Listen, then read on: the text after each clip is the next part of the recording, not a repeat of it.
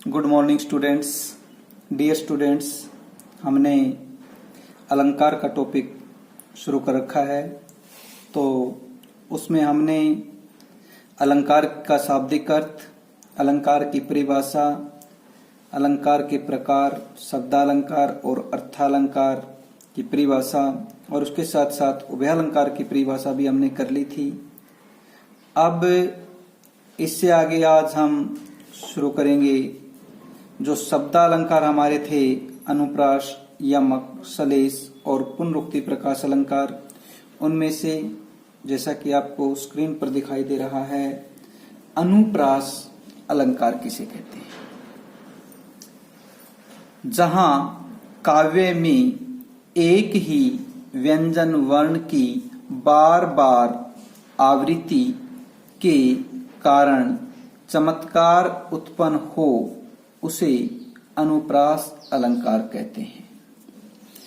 इसने कहा है जहां काव्य में एक ही व्यंजन वर्ण की, ये ध्यान रखना, इसने स्वर नहीं कहा है, एक ही व्यंजन वर्ण की बार बार आवृत्ति के कारण, बार बार का मतलब है एक से अधिक बार, चाहे वो 2 बार हो या फिर कितने बार भी हो, आवृत्ति के कारण चमत्कार उत्पन्न हो, उसे अनुप्रास अलंकार कहते हैं। जैसे तरनी, तनुजा, तमाल, तरवर, बहु छाए। तरनी, तनुजा, तमाल, तरवर, बहु छाए, यहाँ तय तय की आवृत्ति के कारण चमत्कार हुआ है, इसलिए अनुप्रास अलंकार हो गया है। साध्वी सती हो गई, स की आवृत्ति के कारण चमत्कार उत्पन्न हुआ है, इसलिए यहाँ पर अनुप्रास अलंकार हो गया है। रघुपति, राघव, राजा, राम, रे और रे की आवृत्ति के कारण चमत्कार हुआ है, इसलिए यहाँ पर अनुप्रास अलंकार हो गया है। इसके बाद देखिए, सत्य, स्नेहशील, सागर, यहाँ भी से की आवृत्ति है। कानन, कठिन, भयंकर, भारी, यहाँ क की भी आवृत्ति है और भय की भी आवृत्ति है। दोनों तरह से यहाँ अनुप्रास अलंकार बन रहा है। इसके बाद बालक बोली, बंधव नहीं तो ही, यानी बालक बोली, बे की आवृत्ति के कारण यहाँ पर अनुप्रास अलंकार है। और यहाँ ये जो 10वीं क्लास में कविता भी है, राम लक्ष्मण परशुराम संवाद, वहां से ये पंक्ति उठाई गई है। परशुराम जी कहते हैं कि बालक मैंने बालक बोली मैंने समझकर, तो ही मैंने तुम्हारा, बंध हूं मैंने वध मैंने नहीं किया। परशुराम जी लक्ष्मण को कहते हैं कि बालक समझकर तुम्हारा वध नहीं किया, यानी तुम्हें नहीं मारा। वैसे यहाँ अलंकार की दृष्टि से देखेंगे तो बे और बे की आवृत्ति के कारण यहाँ पर अनुप्रास अलंकार है। अरी, करनी, करी, करिए, लड़ाई, यहाँ पे देखिए, यहाँ पे रे और रे है, यहाँ भी रे है और रे है। यहाँ रे की आवृत्ति के कारण अनुप्रास अलंकार है और ये भी वहीं से लिया गया है। अरी, करनी, करी, करिए, लड़ाई। अरी करनी, शत्रुता करने वाले से, तो लड़ाई मैंने लड़ाई, करी करिए करनी चाहिए, शत्रुता करने वाले से तो लड़ाई करनी चाहिए। कानन, कुंडल, कुंचित, केसा, क की आवृत्ति के कारण अनुप्रास अलंकार है। मुदित, महीपति, मंदिर आए, यहाँ पर मैं की आवृत्ति के कारण अनुप्रास अलंकार है। तो प्यारे विद्यार्थियों, इस प्रकार से ये इसके हमने 10 उदाहरण किए हैं, तो ये 10 के 10 आप पढ़ लेना और लिख लेना। इसके बाद देखिए, इसके बाद है यमक अलंकार। तो यमक अलंकार किसे कहते हैं? जहां काव्य में एक शब्द की एक से अधिक बार आवृत्ति हो और प्रत्येक बार अर्थ भिन्न हो, उसे यमक अलंकार कहते हैं। जहां काव्य में एक शब्द ही एक से अधिक बार आए और उसका प्रत्येक बार अर्थ भिन्न हो, अलग हो, उसे यमक अलंकार कहेंगे। जैसे कनक कनक ते सो गुनी, मादकता अधिकाए, वह खाए बोराए नर, यह पाए बोराए। तो पहली बात तो यहां देखिए, कनक और कनक एक से अधिक बार यानी 2 बार आया है।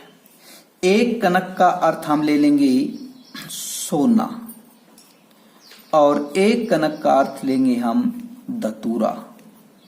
धतूरा तो देखिए यहां पर अगर हम हिंदी के माध्यम से समझें तो ऐसे समझेंगे, सोने में धतूरे से 100 गुना अधिक मादकता होती है यानी नशा होता है। वह खाए बोराए नर, वह यानी धतूरा, धतूरा खाने से नर मनुष्य, बोराए मैंने पगलाता है, धतूरा खाने से मनुष्य पगलाता है, यह पाए बोराई, और यह का मतलब सोना, यहां पे इस कनक को लिया गया यहां पे, और सोना पाने से ही बोराई पगला जाता है। यानी कनक कनक 2 बार आया है, इसलिए हमारे यहाँ यमक 2 बार आया और दोनों बार अर्थ भिन्न है, इसलिए हमारा यहाँ पर यमक अलंकार बना है। एक कनक का अर्थ सोना है, दूसरे कनक का अर्थ धतूरा है। सोने में धतूरे से 100 गुना अधिक नशा होता है, धतूरा खाने से मनुष्य पगलाता है, जबकि सोना पाने से ही पगला जाता है। काली घटा का घमंड घटा, काली काली, घटा बादलों का मैंने का, घमंड मैंने घमंड, घटा मैंने कम होना। देखिए एक घटा का अर्थ बादल हो गया, जबकि दूसरी घटा का अर्थ कम होना, क्षीण होना हो गया, तो दोनों का अर्थ अलग अलग हो गया, इसलिए यहां पर यमक अलंकार है। ऊंचे घोर मंदिर के अंदर रहनवारी, ऊंचे घोर मंदिर के अंदर रहती है।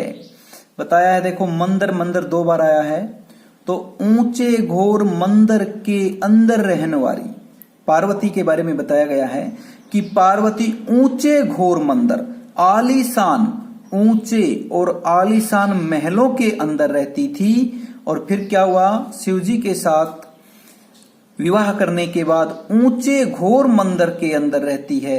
ऊंचे ऊंचे मंदिर मैंने पर्वत, पर्वतों पर रहने लगी। यानी ये जो मंदिर है इसका अर्थ है आलीशान महल, और जो ये मंदिर है इसका अर्थ है पर्वत। एक का अर्थ महल, एक का अर्थ पर्वत, इसलिए यहां पर कौन सा अलंकार हुआ, यमक अलंकार।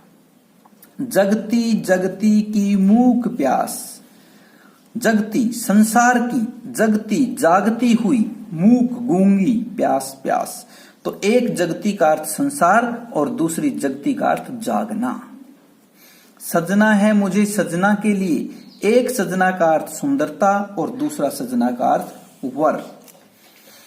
माला फेरत जुग भया, फिराने मन का फेर, कर का मन का डारी दे, मन का फेर। यहां मन का 2 बार आया है। एक मन का अर्थ अपने हृदय का और दूसरा मन का अर्थ है मोती यानी मणिया। माला फेरत जुग भया, माला फेरते हुए युग बीत गया, फिराने मन का फेर, लेकिन जो हृदय का फेर नहीं हुआ, यानी हृदय नहीं पलटा। कर का मन का डारी दे, कर का मन का डारी दे, यानी कर मैंने हाथ से, मन का मैंने मणिया यानी मोती घुमाते हुए, मन का फेर, मन का यानी हृदय का, मन का मैंने मोती, और फेर अर्थात फिरना। तो एक मन का अर्थ है हृदय का और मन का अर्थ है मोती।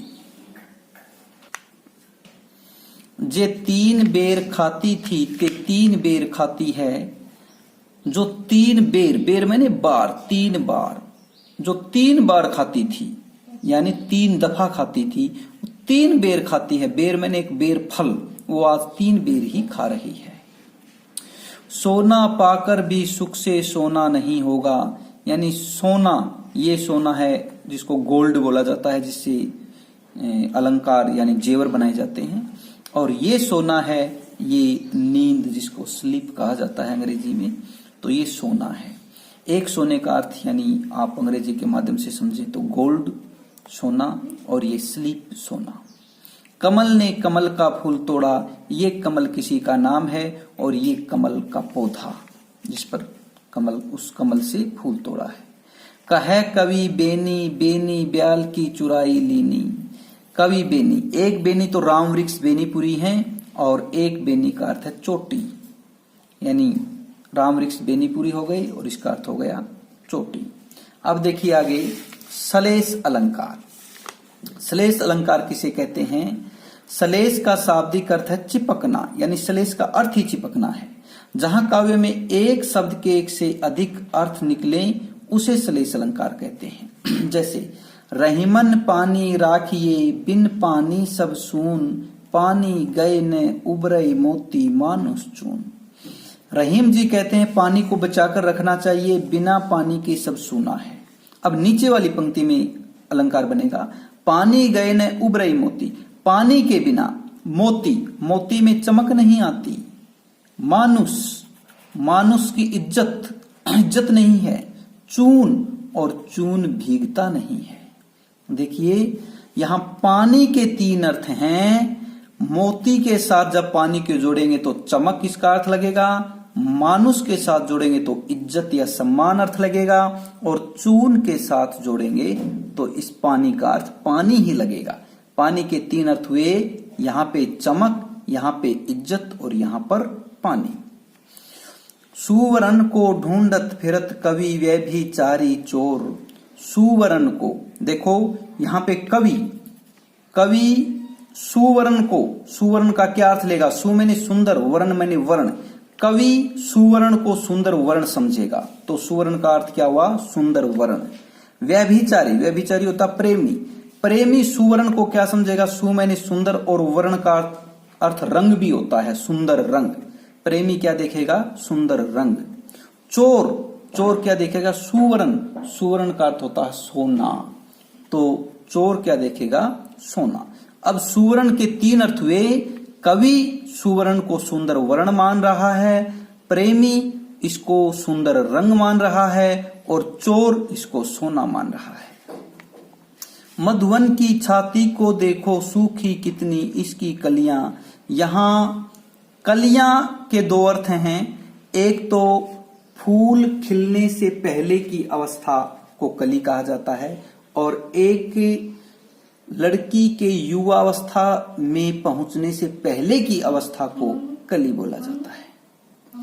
को घटी ये वृष भानु जावे हलधर के वीर। यहां पर दो ऐसे शब्द आए हैं जिनके कारण सलेस अलंकार बनेगा, तो आप देखेंगे वृष भानुजा के कारण भी बन रहा है और हलधर के कारण भी बन रहा है। देखिए वृष भानुजा, वृष भानुजा को देखेंगे तो ऐसे बन रहा है वृष, वृषभ जमा अनुजा।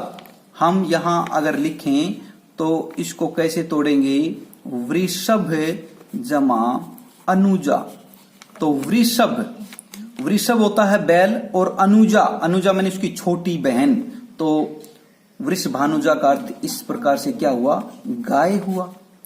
और एक इसका वृष भानु जमा जा, वृष भानु जमा जा, वृष भानु से उत्पन्न कौन? राधा, तो एक अर्थ इसका क्या हुआ? राधा हुआ। वृष भानु का, वृष भानुजा का एक अर्थ गाय और दूसरा अर्थ राधा। इसी प्रकार आप हलधर से भी बना सकते हैं इस अलंकार को। हलधर का अर्थ बलराम भी होता है, हलधर का अर्थ किसान भी होता है और हलधर का अर्थ बैल भी होता है। हलधर के तीन अर्थ होते हैं, बलराम, बैल और किसान। इस हलधर के कारण भी यह सलेस अलंकार बन रहा है और वृष भानुजा के कारण भी सलेस अलंकार बन रहा है। प्यारे विद्यार्थियों, आगे का कल की क्लास में करेंगे और आप ये साथ के साथ अपनी फेयर कॉपी में लिख लें। आशा है आपको समझ आएगा ही होंगे, साथ के साथ आप याद भी कर लें। धन्यवाद।